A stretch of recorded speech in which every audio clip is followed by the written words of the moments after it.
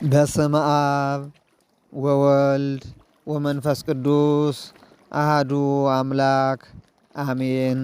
እግዚአብሔር የሚወዳችሁ እግዚአብሔርን የምትወዱት የእግዚአብሔር ቤተሰቦች የእናታችን የቅድስተ ቅዱሳን የድንግል ማርያም የቃል ኪዳን ልጆች በወደደንና ባፈቀረን በመድኃኒታችን በኢየሱስ ክርስቶስ ፍጹም ሰላም እንደምንቆያችሁ አሜን ብለን እንድናመሰግነው የፈቀደልን በእድሜያችን ላይ ተጨማሪ እድሜ የሰጠን እኛ ከማናውቀው እሱ ከሚያውቀው የዓለም ልዩ ልዩ ፈተና ጠብቆ በሞት ጥላ ስር እያሳለፈ በቸርነቱ እየጎበኘ እንደ ኃጢአታችን ሳይመለከት በበደላችን ሁነን እየኖርን እግዚአብሔር ለንስሐ ጊዜን እየሰጠ ላቆየን ለጠበቀን ቅዱስ እግዚአብሔር ስሙ የተመሰገነ ይሁን።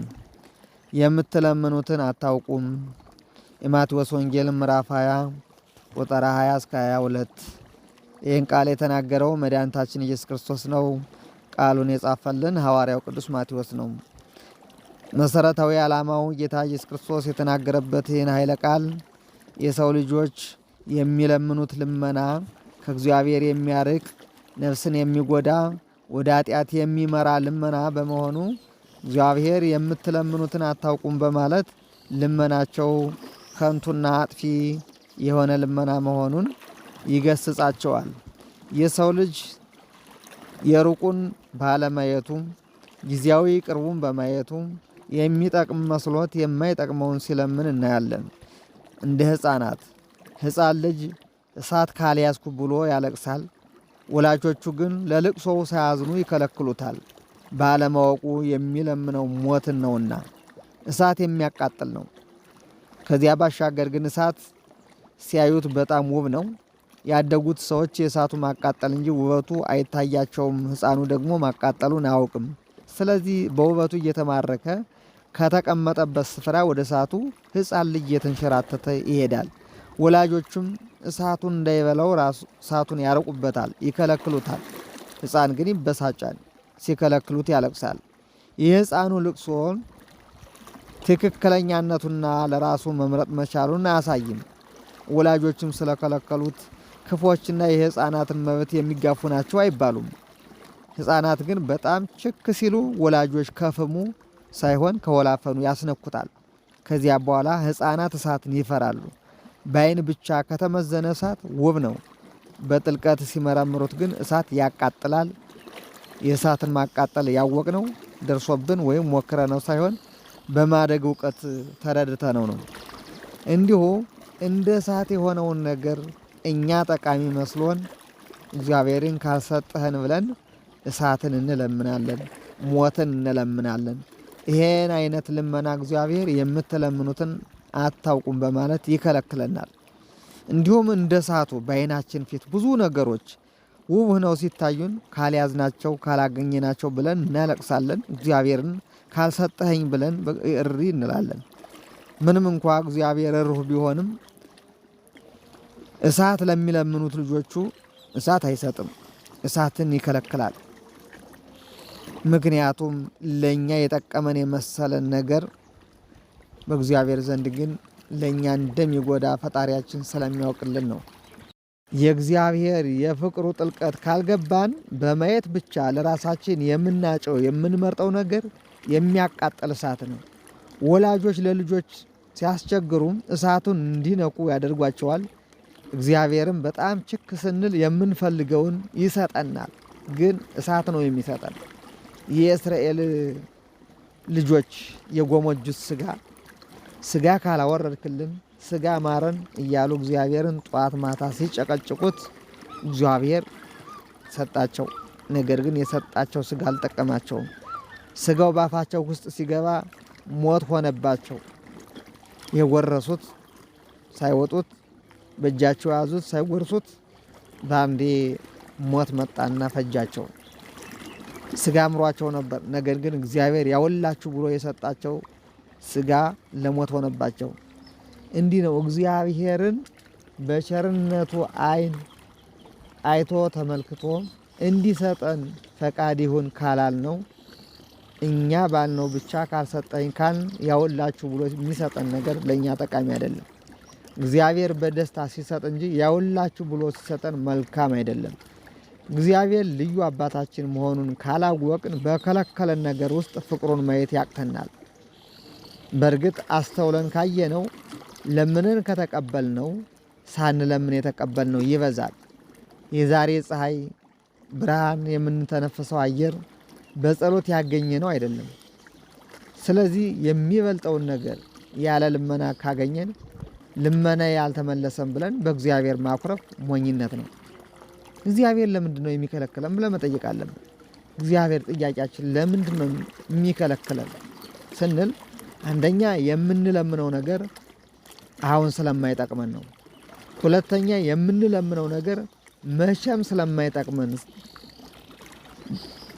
ሶስተኛ የምንለምነው ነገር በረከቱን ለመቀበል አሁን ብቁ ስላልሆን፣ አራተኛ ጸጋውን ሳይሆን ባለጸጋውን ማየት እንድንችል ዝም ብሎ ከሰጠን በራሳችን ያገኘነው እንዳይመስለን የጸጋው ባለቤት እግዚአብሔር እንደሆነ ሰጪው ኢየሱስ ክርስቶስ እንደሆነ እንድንረዳ ይከለክልናል።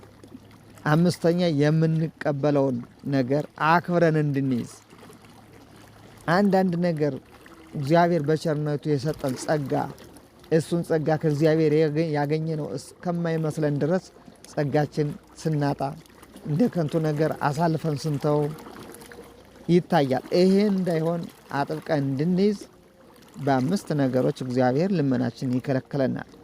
የሚከለክለንም ነፍጎን አይደለም ሊጠቅመን ነው እንጂ።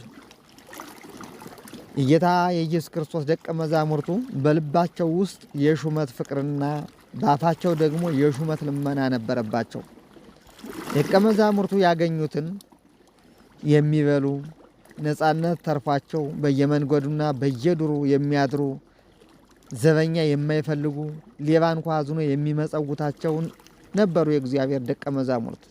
እነዚህ ደቀ መዛሙርት ለሰው ባይተርፉም ለራሳቸው የሚበቃ ኑሮ ነበራቸው። እንቅልፍ የሚነሳ ጉዳይም የለባቸው ነበር። የዚህ ዓለም ኑሮ አስጨንቃቸውም ነበር። በዛች በጭንቅ ቀን በጸሎት ሐሙስ እንኳ ጌታ ኢየሱስ ክርስቶስ በጸሎት ባደረባት ሌሊት እነሱ ተኝተው ነበር። ምንም ጭንቅ አልነበረባቸውም። ጌታን ይዘዋና ጌታን የያዘ አይጨነቅም። ጌታን በታምራት እየመገበና እየፈወሰ አብሯቸው ይኖር ያድር ነበር። ነገር ግን ሹመትን ተመኙ፣ ሹመትን ለመኑ። ሹመት ጠቃሚ አይደለም ለዚህ ዓለም ኑሮ። ሹመት አጥፊ ነው። ሹመትን ካገኙ የሚበሉትን ምግብ እንኳ ይጠራጠራሉ። ሹመት ያለው ሰው ለሚበለው ለሚጠጣው ሁሉ ተጠራጣሪ ነው የሚሆን። ነፃነት አይኖረውም። እንቅልፍ ይነፍገዋል። ጥበቃውን አያምንም። በሩን አያምንም። ተኝቶ አድሮ እስኪነሳ አያምንም። የዚህ ዓለም ጣጣ የሚያመጣብን እንቅልፍ ከመንሳት ድረስ ነው። እነሱ ደግሞ ጌታችን ኢየሱስ ክርስቶስን ይዘው ልዩ ልዩ ጸጋ እግዚአብሔር የሚያድላቸው ከዋሉበት እየዋለ ካደሩበት እያደረ እየጎበኛቸው መና ከሰማይ አወርዶ ለእስራኤል የመገበ ጌታ ራሱ በአካለ ሥጋ ተገልጦ አብሯቸው በቸርነቱ በምህረቱ እየመገባቸው እየጠበቃቸው፣ እነሱ ግን ምድራዊ ሹመትን ተመኙ። እኒህ ደቀ መዛሙርት ያዕቆብና ዮሐንስ ይባላሉ። እናታቸው ማርያም ተወፍለያ ናት። ያዕቆብና ዮሐንስ እናታቸውን አስተባብረው መክረው ለስልጣን ልመና ወደ ጌታ ይዘዋት እናታቸውን መጡ። እነርሱም ሆኑ ማንኛውም ደቀ መዝሙር ያስብ የነበረው ጌታ ኢየሱስ ክርስቶስ ወደዚህ ዓለም የመጣ የጦር ሰዎችን አሰባስቦ ሮማውያንን ድል ከነሳ በኋላ መንግስቱን በኢየሩሳሌም መስርቶ ወልደ ዳዊት ተብሎ ነግሶ እኛ የእርሱ የቅርብ ባለሟሎች እንሆናለን ብለው ያስቡ ነበር። የዓለማዊ አስተሳሰብ ያስቡ ነበር። ኢየሱስ ክርስቶስ ግን ከምድራዊ ገዥ ከስጋ ስራት ነፃ ሊያወጣቸው ሳይሆን ከነፍስ ባርነት ሊያድናቸው ዘላለማዊ መንግስተ ሰማያትን ሊያወርሳቸው ነበር የመጣው። ይህንን አስተሳሰባቸውን ይዘው ያዕቆብና ዮሐንስ እናታችን ሆይ ልመናችንና ጥያቄያችን ከኛ ይልቅ በአንቺ ከበድ ይላልና ክብደት ያገኛልና ወደ ጌታ ሄደሽ እኛ ሹመት እንድናገኝ ለምኝልን፣ ስልጣን እንዲሰጠን አሉና እናታቸውን ይዘው ወደ ጌታ መጡ። ካለመናገር ደጃዝማችነት ይቀራል፣ ለምኝልን አሏት። እናት ጳጳስ ቢነግሯት እንኳ አትሰማም፣ ልጇ ከነገራት ግን ትሰማለችና በልጅ ምክር ልጅ ሁና አደባባይ ወጣች። እየወደቀችና እየተነሳች ወደ ጌታ መጣች። ጌታም ምን ትፈልጊያለሽ አላት። የያዕቆብና ዮሐንስ እናት ማርያም ታውፍልያም እነዚህ ሁለቱ ልጆች አንዱ በቀኝህ አንዱ በግራህ የማለት ቀኝ አዝማችና ግራ አዝማች ሆነው እንዲሾሙ እባክህ ስልጣን ስጥልኝ አለች። ኢየሱስ ግን ምንድን ነበር ያላት? መድኃኒታችን ኢየሱስ ክርስቶስ የምትለምኙን አታውቂም፣ እናንተ የምትለምኑትን አታውቁም አለና ገሰጻት። የጌታችን ክብሩና ዙፋኑ ይሄ ምድራዊ አይደለም፣ የቀራንዮ መስቀል ነው፣ ሞት ነው። ዙፋን ጥሎ የመጣ የሰምፔር ዙፋን ያለው እርሱ የእንጨት ዙፋን የሚጨስ የሚቃጠል በመጨረሻ የሚያቃጥል ዙፋን እንዴት ይሻል? ምድራዊ ሹመትና ስልጣን እንዴት ይሻል? እርሱ ሰው ባለበት ዘመን ሳይሆን ሰው በሌለበት ዘመን ከዘላለም የነገሰ ነው። ማንም ያላነገሰው ንግስናው የባህሪ የሆነ ነው። ለእርሱ ድንቅ ነገር ክብርም አይደለም። የሚደንቀው ያለ ባህሪው በባህሪው የእኛን ወራዳ ስጋ ለብሶ መዋረዱ ነው። ሰው ለራሱም ለጌታውም ልክ አያውቅም። የሚሰፋው ቀሚስ ሁልጊዜም ጠባብ ነው። ጌታ በኢየሩሳሌም የሚነግሰው በመስቀል ላይ ነው። እነሱ ግን ጌታ ኢየሱስ ክርስቶስ ምድራዊ መንግስት መስርቶ ኢየሩሳሌም ንጉሥ ሆኖ የሚቆይ ነበር የመሰላቸው። ይቺ ሴት ለልጆቿ የለመነችው በግርማዊ መንግስት በተቀመጥክ ጊዜ አንዱን ልጅን ደጃዝማች አንዱን ልጅን ፊት አውራሪ አድርገህ በቀኝ በግራ አስቀምጥልኝ ብላ ነበር የለመነች። ልመናዋ ግን ከንቱ ነበር፣ አላወቀችበትም ነበር። እንዳሰበችው የእሷ ልመና ሹመት ሳይሆን ሞት ነበር። ልመናዋ በመልሱ እንደሷ ጥያቄ ቢመለስላት ኑሮ በቀራንዮ በተሰቀልክ ጊዜ አንዱን ልጅን በቀኝህ አንዱን ልጅን በግራህ አድርገህ እንዲሰቀሉ አድርግ እያለች ነበር። በቀኙ እንደተሰቀለው ሽፍታ በግራው እንደተሰቀለው ሽፍታ እንደ ሁለቱ ሽፍታዎች እንዲሰቀሉ ነበር ጥያቄዋ። ለዚህ ነው የምትለምኑትን አታውቁም በማለት የገሰጻቸው። የሚለምኑትን አለማወቅ ሞትን ያስከትላል፣ ሞትን ያመጣል። የሚለምኑትን አለማወቅ ያዋርዳል፣ ክብርን ያሳጣል፣ ከእግዚአብሔር ጋር ያጣላል። የሚሰሩትን አለማወቅ በአደባባይ ያራቁታል። የክብርን ጌታ አለማወቅ የሚሰገድለትን አምላክ ልስቀለው ያሰኛል።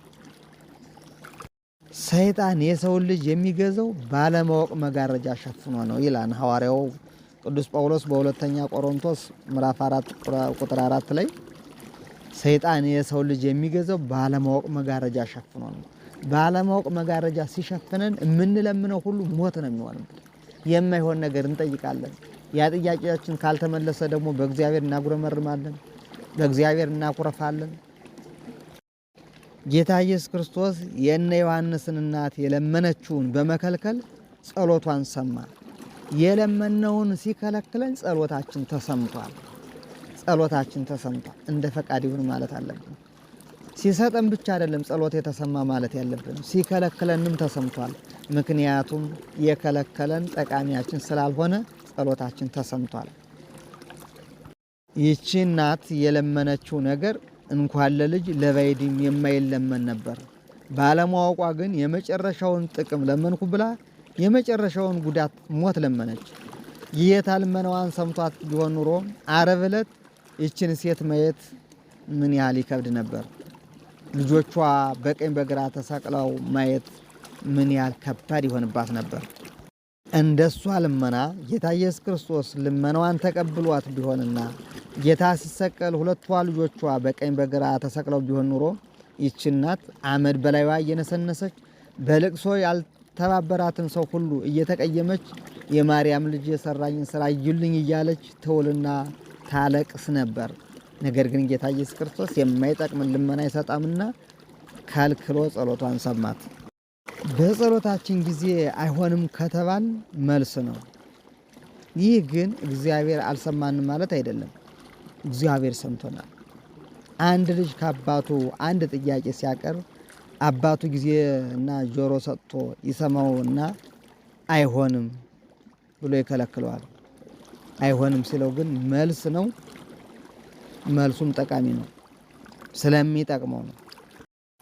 በሕመማችንም ቢሆን በመከራችንም ቢሆን እግዚአብሔር መልካም ፈቃዱ ከሆነ የእሱ ፈቃድ ይሁን ብለን መቀበል እንጂ ለምን ከደዌ አልተፈወስኩም ብለን፣ ለምን አልዳንኩም፣ ለምን ሕመም ሰጠኝ ብለን እግዚአብሔርን ማማረር በራሱ እግዚአብሔርን መክሰስ ነው።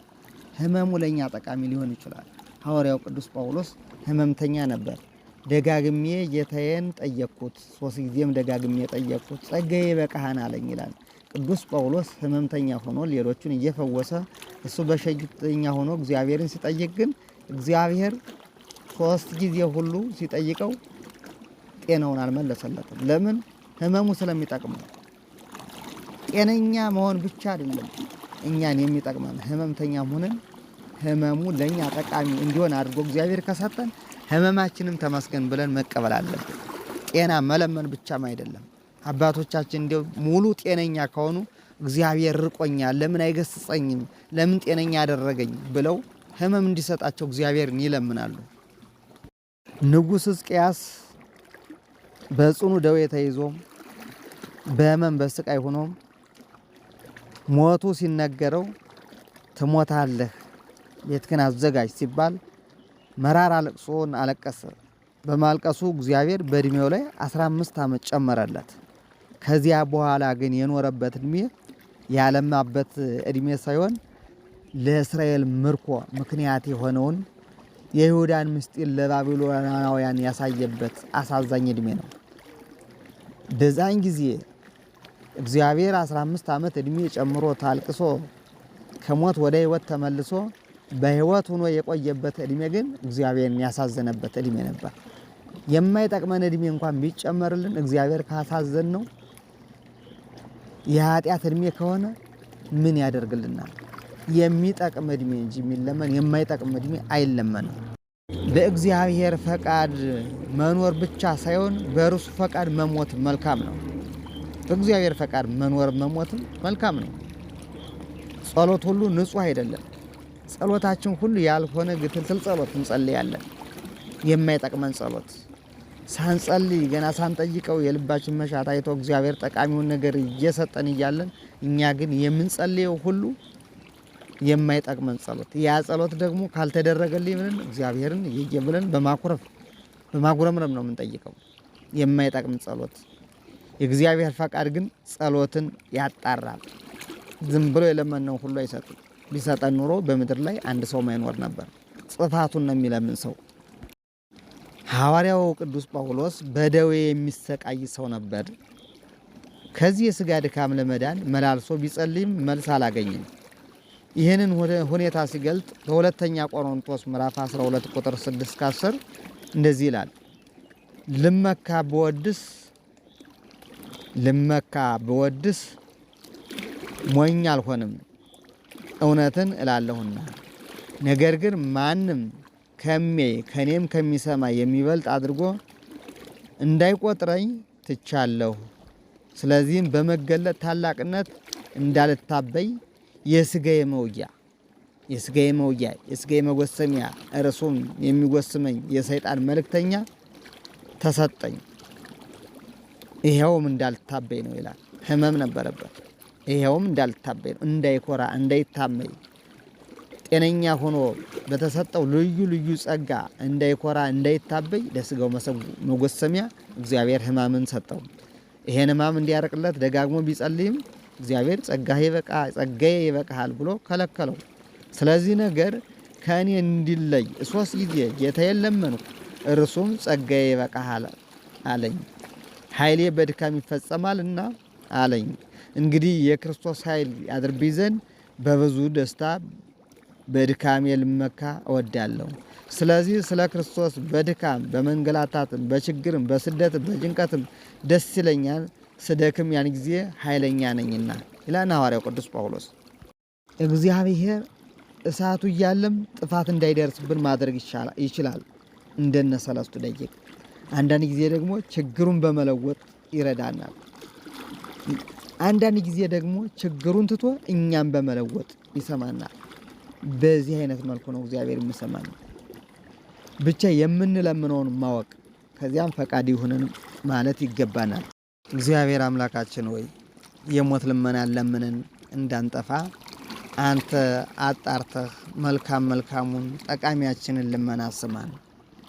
እንደ ኃጢአታችን እንደ በደላችን ሳይሆን በቸርነትህ በምሕረትህ መልካሙን ነገር አድለን። የአባቶቻችን አምላክ የኛም አምላክ ቅዱስ እግዚአብሔር ሆይ ለሀገራችን ሰላምን ለሕዝባችን አንድነትን ስጥልን። ዓለም ሁሉ በቸርነት ጎብኝልን። ጦርነቱን፣ መገፋፋቱን፣ ጥላቻውን፣ መለያየቱን፣ ቸረፈሩን ከሀገራችን ከኢትዮጵያ ከዓለም ሁሉ አስወግድልን። ፍቅርን፣ ትዕግስትን፣ መቻቻልን፣ መረዳዳትን፣ አብሮነትን አደልን። የሞቱ ወገኖቻችን ነፍሳቸውን በቅዱሳን እቅፍ አሳርፍልን። ያለቱን በሕይወተ ሥጋ ጠብቀህ አኑርልን። ያዘኑትን አጽናናልን። የተጨነቁትን አረጋጋልን። የታመሙትን ፈውስልን። በልዩ ልዩ ደዌ ተይዘው በየሆስፒታሉ በየጸበሉ የወደቁትን ሁሉ በምሕረት በቸርነት ጎብኝልን። ጤና ላጡት ጤና፣ ስራ ላጡት ስራ፣ ፍቅር ላጡት ፍቅር፣ ትዳር ላጡት መልካም ትዳርን እግዚአብሔር ሆይ በቸርነት ስጥልን። ልባቸው የተሰበረባቸውን፣ ተስፋቸው የተሟጠጠባቸውን፣ ባዶነት የተሰማቸውን፣ ያቀዱት ከንቱ የሆነባቸውን፣ ቀኑ የጨለመባቸውን፣ ያመኑት የከዳቸውን፣ ሰው ፊቱን የዞረባቸውን፣ ሁሉም ነገር ከአቅማቸው በላይ ሆኖ መሸከም ያቃታቸውን ሁሉ አንተ እግዚአብሔር ሆይ በቸርነት አጽናቸው፣ አበርታቸው፣ ይቅርም በላቸው። መድኃኔዓለም ኢየሱስ ክርስቶስ ሆይ ለንስሐ ዕድሜ አብቃን። ወስብሐት ለእግዚአብሔር ወለወላዲቱ ድንግል ወለመስቀሉ ክቡር። ይቆየን።